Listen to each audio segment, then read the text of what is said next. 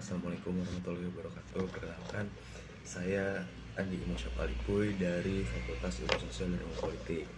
Nah, di sini aku ingin kembali merangkum tentang pembahasan di sekolah instruktur di hari pertama. Nah, di hari pertama ini Imo ngebahas dan juga mempelajari tentang filsafat pendidikan sama Mas Desi. Nah, biar gampang ngejelasinnya, di sini aku udah bikin mind map atau peta pikiran seperti yang bisa master-master dan juga Kanda Yuna lihat di sini nih. Nah, sekarang aku bakal masuk ke dalam topik pembahasan yang pertama dulu. Jadi sebelum kita membahas tentang filsafat pendidikan yang dimana subbab-subbab filsafat pendidikan ini ada banyak, ada etimologi, udah gitu di sini juga ada tujuan filsafat pendidikan, ada juga substansi dari filsafat pendidikan, tugas pendidikan apa aja, udah gitu ada fungsi pendidikan apa aja, udah gitu terakhir ada manusia dan proses pendidikan. Tentunya kita harus tahu dulu teman-teman, apa sih si filsafat pendidikan ini dulu, bagaimana cara mengetahui apa itu filsafat pendidikan. Nah, ini kita bahas di ini tuh, di pengertian filsafat pendidikan secara etimologi. Nah, di penjelasan etimologi ini sendiri kita bisa membagi dulu tentang filsafat pendidikan dengan cara pembenaran kata. Jadi apa itu filsafat, begitu apa itu pendidikan. Nah, secara etimologi, filsafat ini berasal dari bahasa Yunani, yaitu philo dan juga sophia gitu. Nah, philo ini berarti cinta kalau misalnya di bahasa Yunani, dan juga sophia itu artinya kebijaksanaan atau pengetahuan. Nah, jadi dapat dikatakan filsafat ini adalah bagaimana sekumpulan orang-orang yang sangat-sangat mencintai kebijaksanaan atau pengetahuan, begitu. Nah, buat orang yang mempelajari filsafat itu namanya filsuf. Udah gitu ada yang dimaksud dengan pendidikan. Nah, pendidikan ini sebenarnya banyak pendapat-pendapat dari para ahli itu. Cuman bagaimana saya menjelaskan pendidikan ini adalah usaha untuk dapat menaikkan kapasitas intelektual seseorang. Nah, begitu.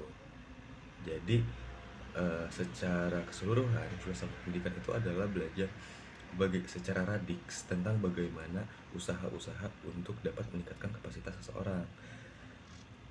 Nah, kenapa sih kita tuh harus belajar filsafat pendidikan? Nah, di sini aku jelasin. Kelihatan nggak? Nah, ini ya, yang pertama itu menentukan arah gitu. Kita harus menentukan arah, apalagi HMI sebagai organisasi perkaderan mau, dan kita sebagai instruktur ini mau membawa arah ideologi ini seperti apa gitu. Dan perlu diingat juga bahwasanya manusia ini adalah makhluk yang sangat kompleks dan dinamis. Jadinya kita ini harus bisa bergerak sesuai dengan perkembangan zaman.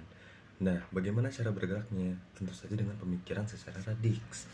Nah, udah gitu yang kedua adalah fasilitator. Kalau misalnya kata Master Desi itu di dalam buku Models of Teaching, tujuan dari pendidikan ini bukanlah guru mengajarkan atau mentransfer ilmu kepada murid, tapi substansi yang sebenarnya itu adalah bagaimana cara kita membantu memfasilitasi murid menemukan gaya belajar mereka yang efektif. Nah, udah gitu yang substansi, bahwasanya di dalam sebuah filsafat pendidikan itu ada substansinya. Nah, yang aku bagi dan Mas Desi bagi menjadi 5. Yang pertama itu ada tujuan. Jadi misalnya filsafat pendidikan itu ngapain sih? Nah, tujuannya itu ada 3 sebenarnya, tapi ini aku nggak bagi-bagi lagi, soalnya aku takut penuh layarnya. Nah, yang pertama itu tujuannya itu mengembangkan, udah gitu untuk memberikan pemahaman, udah gitu yang terakhir itu ada membentuk karakter, udah gitu masuk ke dalam poin yang sifat. Jadi sifat-sifat pendidikan itu ada 3. Yang pertama formal, informal, dan juga non formal. Udah gitu masuk ke metode. Jadi ada beberapa metode pendidikan, kayak misalnya ceramah, diskusi, dan lain sebagainya. Udah gitu ada juga peran, bagaimana. Jadi dia fokus untuk menelaah peran instruktur dan si peserta ini. Udah gitu yang kelima teori. Teori ini untuk memperkuat sebuah argumentasi. Jadi teori-teori ini harus punya sumber yang jelas ya. Contohnya apa? Contohnya pendidikan sendiri gitu. Misalnya kita berbicara tentang definisi pendidikan, ada teori dari Ibnu Sina gitu kan, udah gitu ada teori dari Al-Ghazali, udah gitu ada teori dari John Piaget gitu lah ya, yang dia fokus pendidikan itu dimunculkan dari lingkungan, atau teori konstruktif aktivisme. Udah gitu ada penjelasan pendidikan menurut Johnny Dewey gitu, pendidikan itu dari pengalaman dan lain sebagainya gitu. Jadi teori-teori ini digunakan untuk dapat memperkuat sebuah argumentasi. Nah, udah gitu masuk ke dalam tugas pendidikan. Di sini tugas pendidikan ini adalah membentuk, mengembangkan, dan menyiapkan. Nah, sebenarnya menyiapkan untuk apa? Menyiapkan individu supaya nantinya bisa menghadapi masyarakat yang awam gitu. Udah gitu ada fungsi pendidikan, yaitu sosialisasi, ekonomi, cultural, dan juga personal. Sosialisasi jelas, karena fungsi pendidikan itu untuk nantinya kita dapat berinteraksi gitu dengan masyarakat. Nah, udah gitu ada ekonomi, itu kayak ya supaya tidak dapat dipungkiri instruktur, guru, dosen, dan lain sebagainya kan itu mengajar nantinya kan dapat uang juga gitu, yang dapat membantu finansial. Udah gitu ada cultural gitu, tentang bagaimana suatu pendidikan itu nantinya akan membuat sebuah kebiasaan ketika diimplementasikan, lalu kebiasaan ini akan menjadi sebuah kebudayaan dan bahkan nantinya malah jadi peradaban gitu. Kalau misalnya kata Master Dias mah.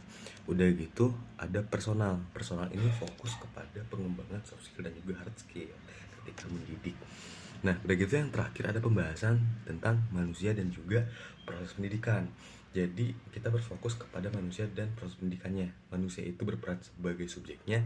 Udah gitu si proses pendidikan ini berfokus pada sarana pendidikannya gitu. Nah, sekian penjelasan tentang filsafat pendidikan. Mohon maaf kalau misalnya banyak kekurangan, karena untuk membedah filsafat pendidikan ini nggak cukup 5-6 menit ya gitu, nggak cukup 5-6 sampai 10 menit, butuh waktu sejam 2 jaman gitu.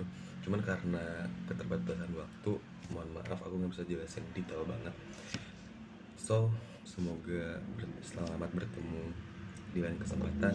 Wabil taufiq wal hidayah. Yakinkan dengan iman, usahakan dengan ilmu, sampaikan dengan amal, yakin usaha sampai, panjang umur berkaderan. Wabil taufiq wal hidayah. Wassalamualaikum warahmatullahi wabarakatuh.